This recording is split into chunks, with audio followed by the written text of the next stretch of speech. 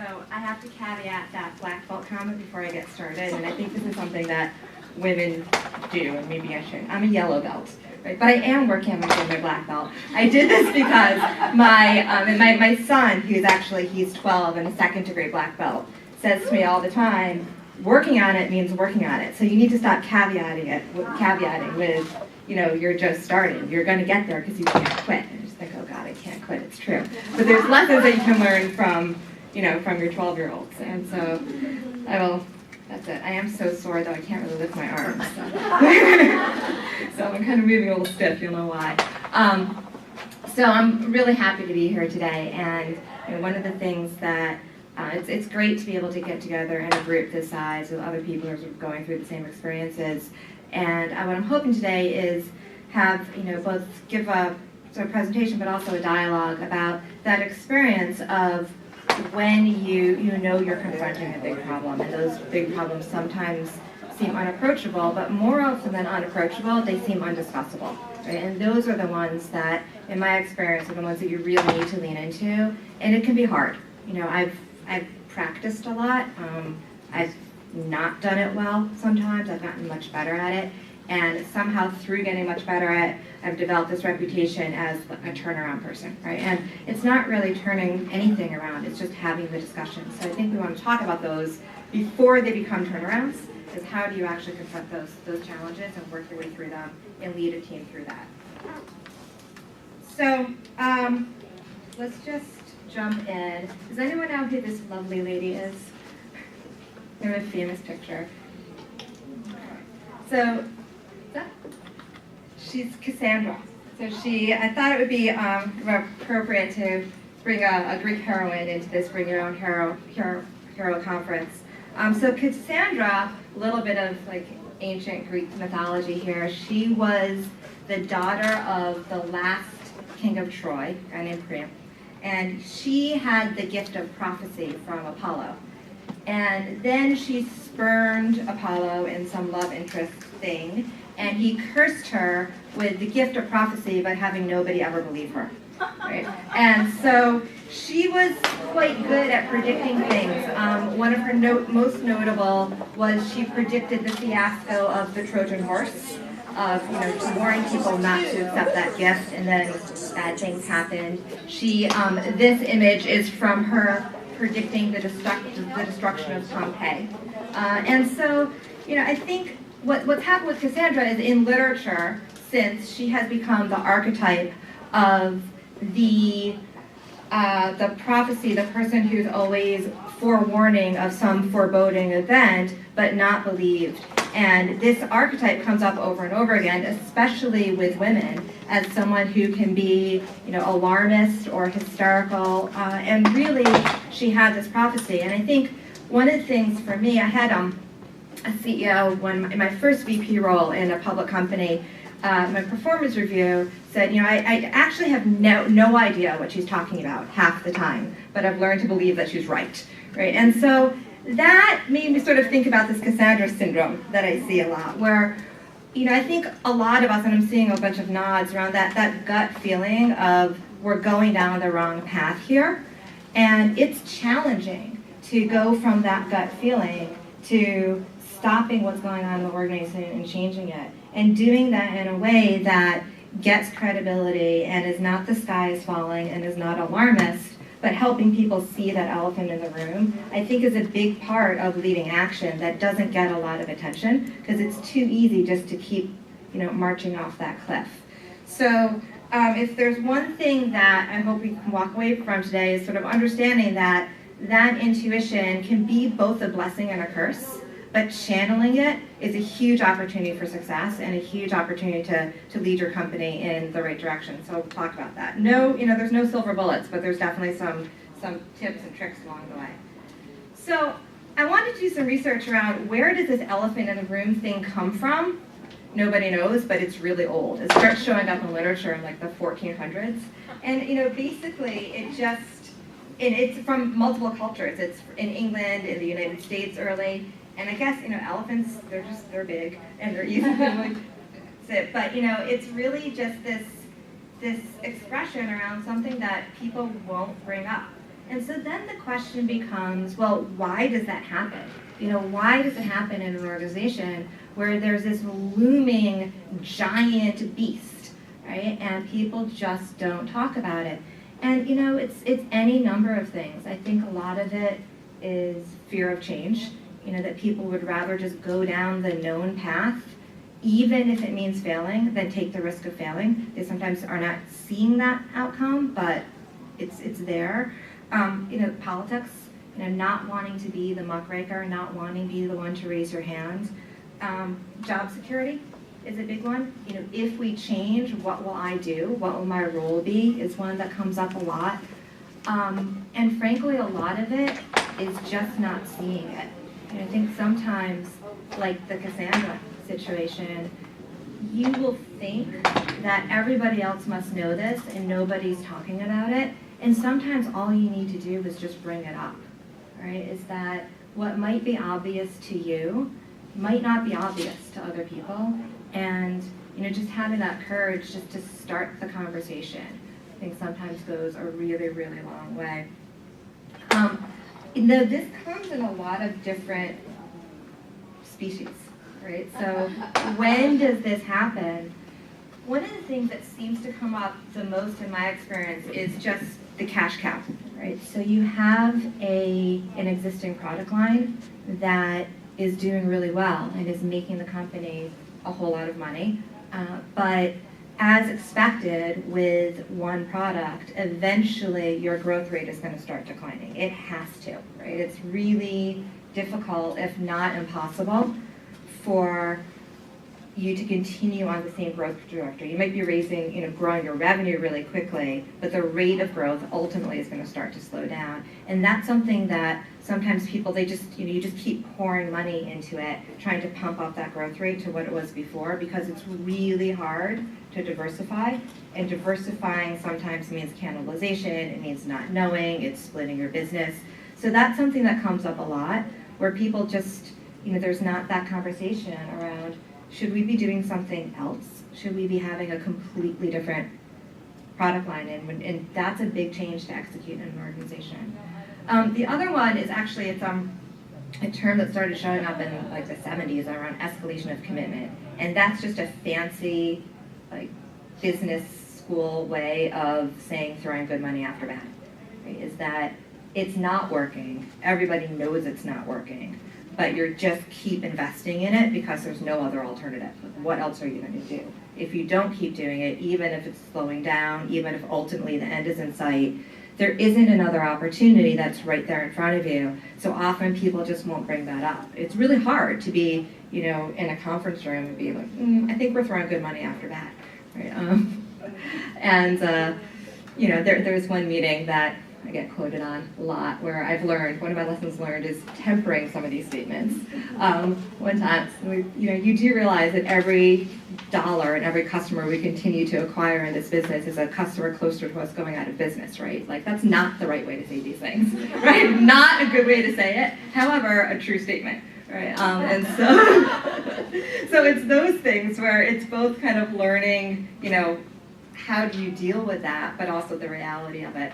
A totally different flavor of this is the death march. And there's a couple of these. And in software, that's just driving your team just too hard weekend after weekend to get to an end goal. That was just poor planning to begin with. Another flavor of it is this product or this new initiative that everybody knows is going to fail. There's lots of water cooler gossip around it. There's not really conviction around it. But no one's going to stand up and say it, often because it's the pet project of someone, or the CEO said it's really important. There's really no CEO who's like, yeah, let's all do a project that's going to fail, right? And so it's just, but again, it's that, it's the politics or the job security or the not having a solution that keeps us from bringing those things up. Another one is just groupthink. Right? And so groupthink is kind of the business equivalent of, and I guess I'll say this, when you're in summer camp and everyone's periods synchronized, right? It's that. It's nobody knows why it happens, right? It just happens. And so then what happens, I did say that, didn't I? You know, everyone is just all thinking the same way and all believing the same. It's true. Yes. So it's a good thing to know. It's a good, you know, everyone just really starts believing the same facts, believing the same data, and having this story. And it's like drinking your own Kool-Aid, but it's not hype. It's just, you've been together for a long time, and the same story starts coming in. And that just, you know, sometimes an outsider will come in and ask this question, and everyone's mouth just drops, right? Because it's just, wow, you know, hadn't thought about that. And it's just something to have to look out for, is like, are we still challenging each other? Are we still taking on opposing points of view? Are we being paranoid enough?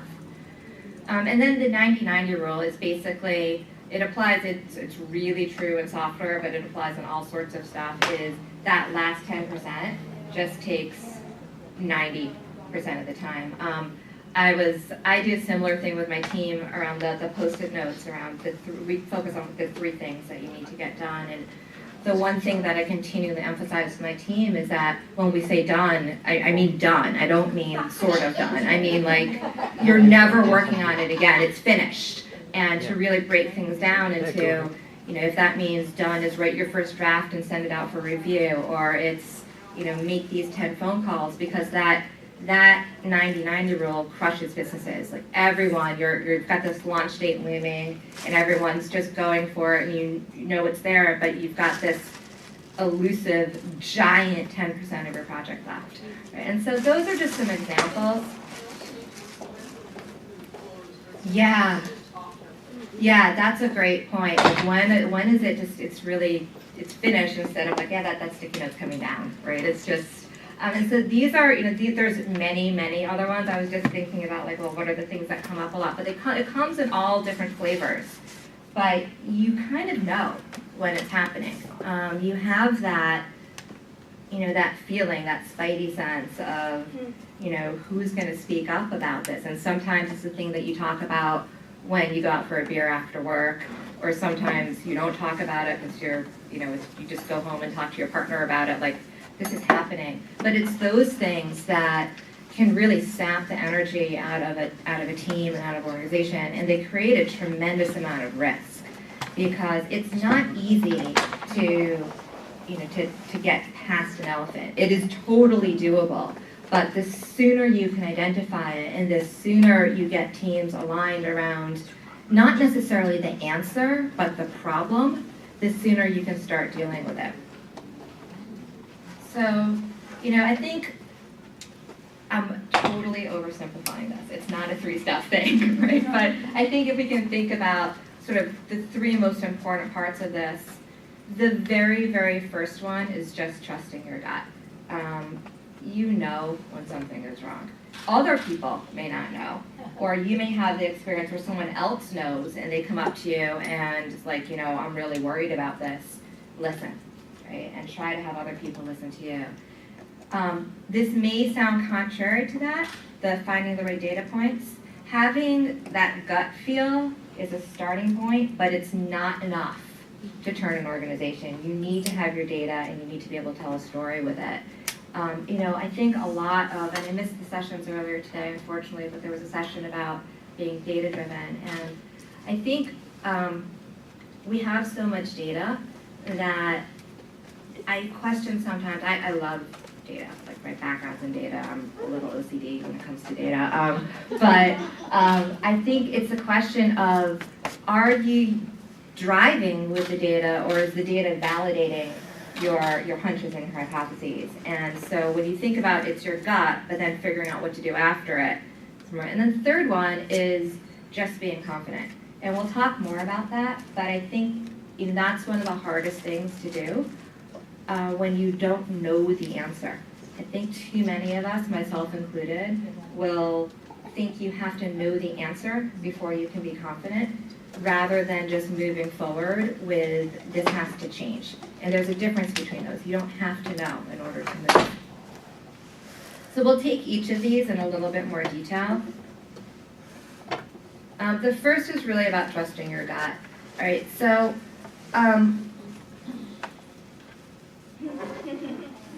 the brain is this amazing thing. The way the brain works is constantly looking for patterns. It's called chunking, and that's the real word for it. It's not just, and so, you know, it's this constant process of pattern recognition that goes on. And with experience, you start recognizing the same patterns over and over again. And that goes for work as well as here. This is, my kids are really into Minecraft, and people recognize this. It's easier than the Cassandra one. Right? So this is a Minecraft Mona Lisa, right? And so it's just little Minecraft pixels. But, you know, I thought this was kind of a neat example of just, you know, the brain filling in examples. Like, you know what this is because you've seen it before, and it doesn't need to be exactly perfect. I think one of the things that's really important about this is that experience and gut are really related. You know, intuition is really just a series of experiences coming together, and I think we underestimate that. I think you know, one of the things too is that conventional, you know, business wisdom says you need to have cold hard facts, you need to have data, and recent science, there's, you know, all sorts of books about this and bestsellers, scientific journals, is that intuition is a very, very, very strong force in choosing the right thing. And women are, you know, it's a lot of research around this too, tend to be able to recognize intuition faster, but often don't speak up about it because of a culture where you need to have proof first. So if there's anything I can say about sort of number one, and I thought about the priorities of these, when it comes to recognizing and dealing with that elephant, is that it's having sort of the ability to speak from that place of intuition before you have the facts. It's okay to say, I believe this is wrong. It's a belief, right? I think that this is happening. And to get help in going from what you think to what you know, other people can help you with that. But it's really common to hold back on speaking about I have a bad feeling about this because it's a feeling and not a fact. And it's those feelings that are really, really important in this. And then the more experience you have, the more you can trust that intuition, right? The more that you're like, I've seen this play out before, or this doesn't make sense to me because that pattern doesn't compute. And you might not be able to identify why, but it's something that you should listen to. The next part of it is, again, sort of finding those right data points. It's really not enough just to be like, this is a problem. You know, Cassandra might have done a little bit better with some data points. I don't know, that whole Apollo curse is a powerful thing to overcome. But, you know, I remember when I was in high school, so my father's a mathematician, and he has one of those math music brains, and my younger sister got all the music and I got all the math, and I just wish I could trade because karaoke is a bad thing, but the math comes in handy. But, you know, I would go through high school, and especially in geometry, I would get in trouble all the time for not showing my work, right? And when you have math intuition and someone says show your work, you really don't know what they're talking about. Like, I spent a lot of time in tears because I don't know what that means. Like, I don't go through the same steps, right? And a lot of times that's like the elephant in the room problem, where you're like, I don't know why this is wrong, but it's wrong. And one thing, just like in geometry, as in leading a team, is it's not good enough to be like, now this is the answer. You have to find those data points. You have to find the way to do it. One of the things that I've learned since is, my son has the same problem, is that instead of finding and explaining in math the way that you did the problem, because it's fleeting on the edge of your consciousness and there are no words for it, there really aren't, it's explain to someone else how you'll do the problem. So the instructions might say show your work, ignore them. The instructions are really teach someone else to do this problem. It's much easier. So when you are finding data points to support your hypothesis, there's a couple of things, right? And there's a couple of questions, but the whole goal there is finding a way to tell the story. First, it's finding a way to confirm your story, but then finding a way to tell your story. So So there's a couple, and I work through this with my team a lot. It's just really like, just get crisp around what is it that you believe, right? Like what do you think is going on? And it's okay if you have zero facts, right? But I think this is a problem because I think this elephant thing that's going on is this, and then really focus on why do you believe it, right?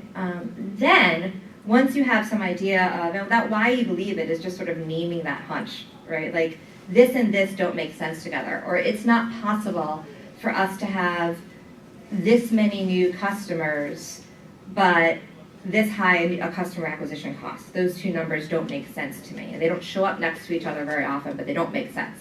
Whatever, it could be anything. I think the most important part, though, is spend some time thinking about what data points do you actually need to prove or disprove that. In a world where we have so much data, it's really easy just to go with, whatever data is in MicroStrategy, or what's in your data warehouse, or what's in your regular reports, but if you really think about what the data is that will prove or disprove that hypothesis, it's usually only 1 or 2 points. It's like, if this is true, we should see this.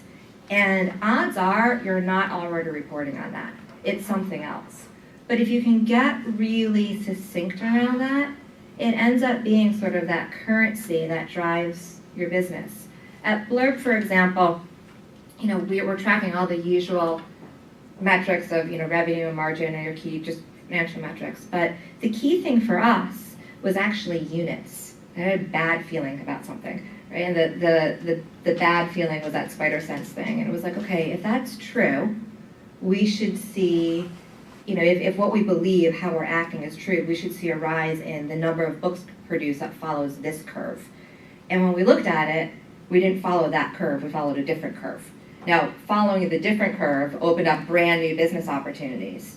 But the thing that allowed us to do that was really, and it took me like a weekend of raking leaves and like, what is it really? What is the key unit that we care about? And what is the hypothesis there? It's what pattern should we see in the units? And so if there's anything that I can leave you with is just take the time to do that or get help from someone else.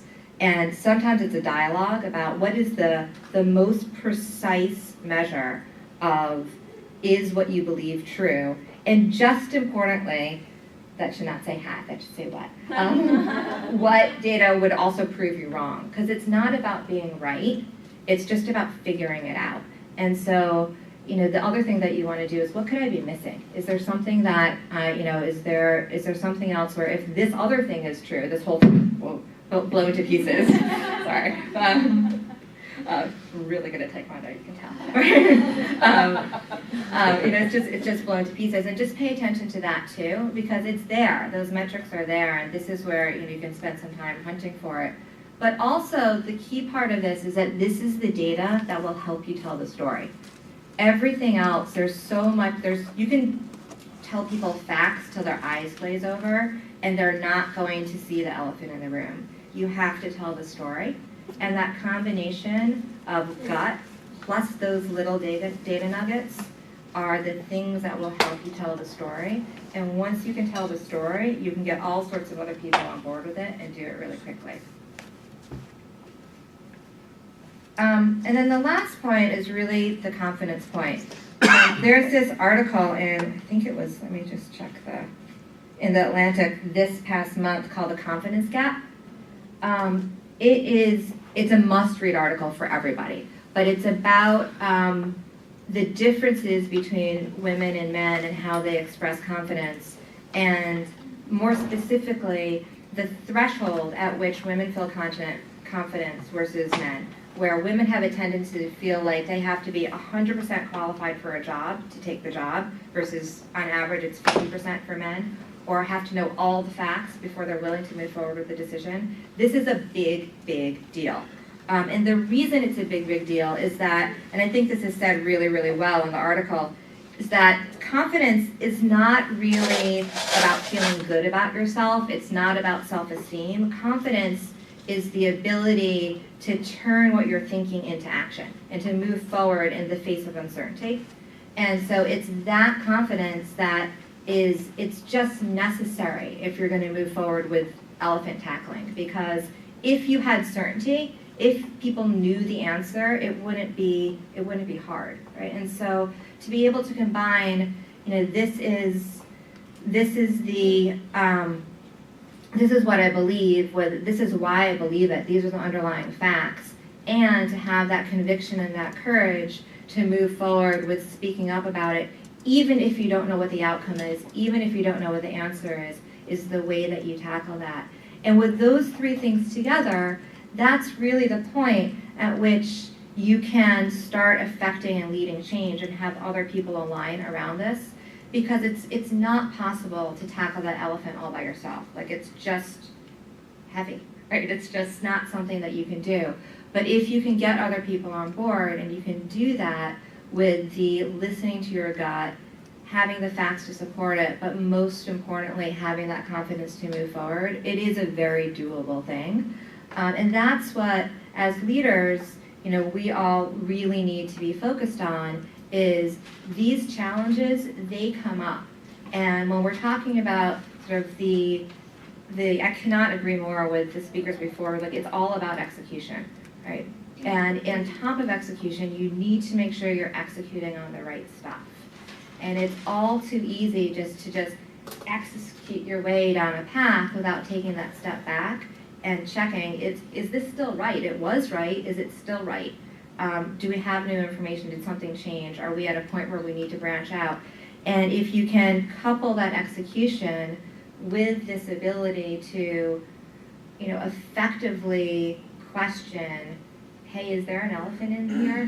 What's happening? And lead a team past it, it's a really powerful thing. So, all right, on that note.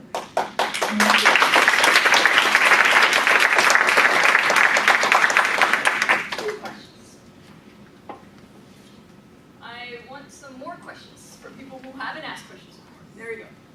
In my experience, sometimes the elephant in the room has to do with stuff that, like, society in general doesn't want to touch. Like, for example, I'm a woman of color, and I feel like even in all women groups, a lot of times I'll say something and people will say, oh, that doesn't really happen. We're not really da-da-da. And I feel like, no, I think, like, because when I go home and talk to my, friends who are women of color, I'll say, this just happened. Am I crazy like the group said, or did this really happen? They'll say, oh, no, that totally happened. So now I have two different things going on.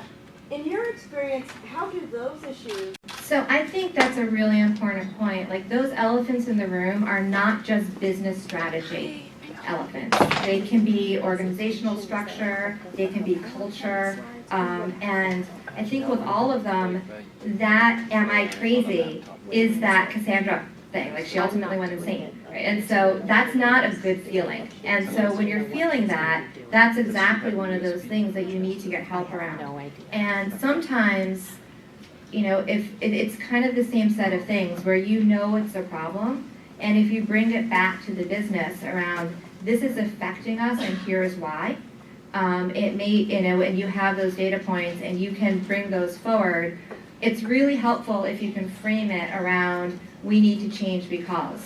And if it's a cultural thing, you can tie it back to, there's nothing more valuable than your team, right? And to be able to bring all the perspectives from your team to bear. It can happen with gender issues, it can happen with extroverts and introverts, it can, and so really want to encourage the people who have that feeling to speak up. So I think part of it is leading a culture where there's nothing undiscussable. If you just start there, there's nothing that should be off the table.